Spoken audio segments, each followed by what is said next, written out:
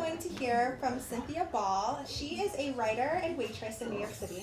She won the MacArthur Award at Brooklyn College for the master's program, and she writes plays that no one has yet seen.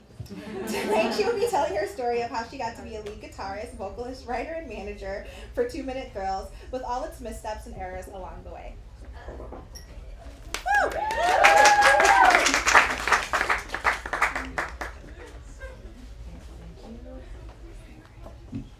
It's tough to get all the way up here from the back. Okay.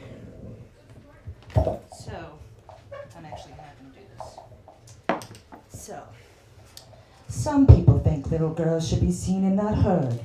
But I think, oh, bondage! Up yours! 1, 2, 3, 4! Now, some of you may know that. There's a quote by Polly Styrene. She was the lead singer of X-Ray Spex. This was over 40 years ago, punk rock band.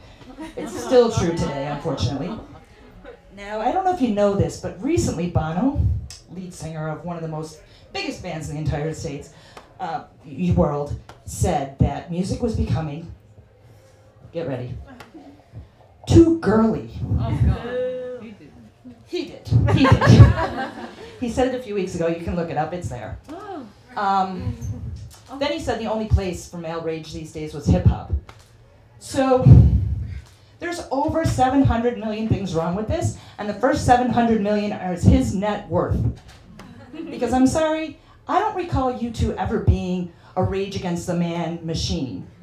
I don't recall them being angry. Maybe I'm wrong. You can definitely step up now or later and say, no, they wrote this really great song. I'll hear you. For me, growing up, now I'm 51, so when I was 13, it was 77. I was not aware of the punk rock scene. I was in Buffalo. It was a very small market. They played it very safe. They did have women performers. There were a few. There was Ann and Nancy Wilson. There was Christine McVie and, Jesus, I'm nervous. Christine McVie and Stevie Nicks. And they had this otherworldly talent. They sang in notes that when you're singing along, you're just like, Barracuda! And then there were people like Chrissy Hine and Joan Jett, and they were impossibly cool. They were so cool. There was no way a 13-year-old me was ever going to be that cool. So I was a fan, but I never imagined that I could ever head up my own rock and roll band. I never thought so. I couldn't play, I couldn't sing. I started to get involved with punk rock. I loved it. It was great because they didn't care. They couldn't play or sing. They did it anyway. But I was unaware for a few years of the DIY scene where women were moving to the forefront. The Slits, Polystyrene, Plasmatics, you know, women that were like fierce and angry and really kicking it out, and they were awesome, and I just loved them so much when I did discover them. But anyway, so let's fast forward a few years. I go to a thing called Live Band Punk Rock Heavy Metal Karaoke. And this is my scene. I knew it when I read it in the Village Voice. I'm like, this is my scene. So I show up there, and just as I walk in, this tiny, tiny woman is taking the stage. And she is a slip of a girl, really.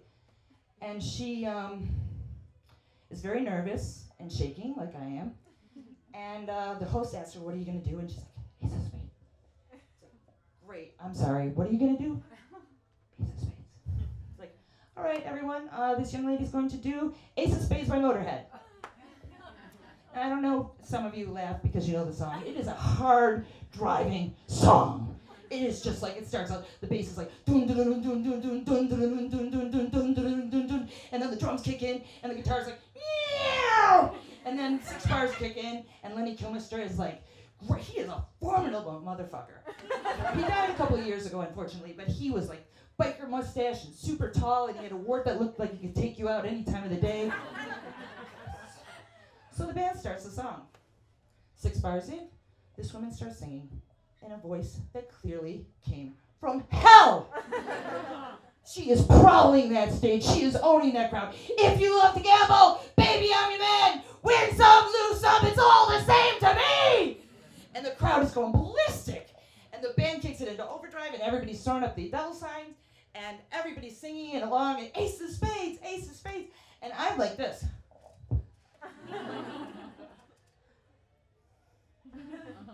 So this is still, to this day, the best rock and roll performance I've ever seen in my life. And I watch this woman and I think to myself, I want to do that. I want to do that.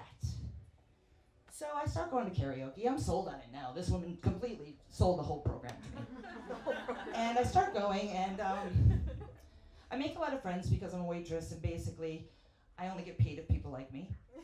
So I make a lot of friends, and they start saying, Cindy, when are you going to get up there? Cindy, when are you going to get up there? And I'm like, I don't know, I'm a little intimidated. And no, go ahead. Meantime, I meet a guy. I fall for him. He dumps me. Breaks my heart. It was a very short romance, but, significant enough. So this is the same time I'm going to go up on stage, and I'm thinking I'm going to do the Clash, because I love the Clash. And instead, I do a 180. I decide to do the Buzzcocks, Ever Fallen in Love. Ever fallen in love with someone you shouldn't have fallen in love with? In retrospect, not my best choice. So I was shaking, I was nervous, I came in the wrong time, I sang the chorus with the verse, I sang the verse with the chorus. I might have been crying, I'm not going to admit it. The audience is just stunned because they can't even sing along because they have no idea where I'm going. The song ends, I leave the stage, I'm like shaking, mascara's running down my face, I'm feeling like total shit. People are like, hey, good job. Good try. So, but as shitty as I felt, I still felt this power and adrenaline and the sense that was like the best roller coaster ever. I want to get back on. So I start going to karaoke, I start making better choices, I start improving. It took a while for me to improve, it really did. But I did eventually improve, and at the same time, now I'm 40 years old at this point, and I decide to get a guitar. And I take lessons. And it's an uphill battle. It's like walking up Machu Picchu. It is really freaking hard for me to learn guitar. I just don't have any talent. But one day my teacher says to me, congratulations, you've graduated. You officially went from a guitar owner to a guitar player. A shitty one, but one nonetheless. I'll take it. So then I go and I see a band, and this woman's performing, and she's awesome. She's the lead singer and lead guitarist, and I'm just in love with her. And I see her afterwards, and I'm like, oh my God, you're so great. I want to do what you do. I'm learning guitar, but I'll never be that good, and I really want to be in a band. And she's like, do you know 3 chords? I'm like, sure. Start a band. That easy, right? So I have a friend, and she's like, well, I haven't played in a while, but let's go to a studio, make some noise, drink some beer. Okay. So we choose some easy songs. Go to the studio, have a great time, drink beer, laugh a lot, almost make music, not so much. And then I invite a bass player along, and she invites an old bandmate along, and then we decide to invite a drummer. And pretty soon we're becoming a band. We're sounding decent. So we decide to play out, and we have lots of friends, they're gonna show up. So I'm getting nervous now, it's getting close to the date of the show. And my friend, who's a locally successful musician, says to me, it's your first gig. Chances are you will suck. Don't let that stop you, you'll get better next time. Thanks for the support, friend. Anyway, so we play out, we have a great time. We made a million mistakes. I made a million mistakes. They made like 2.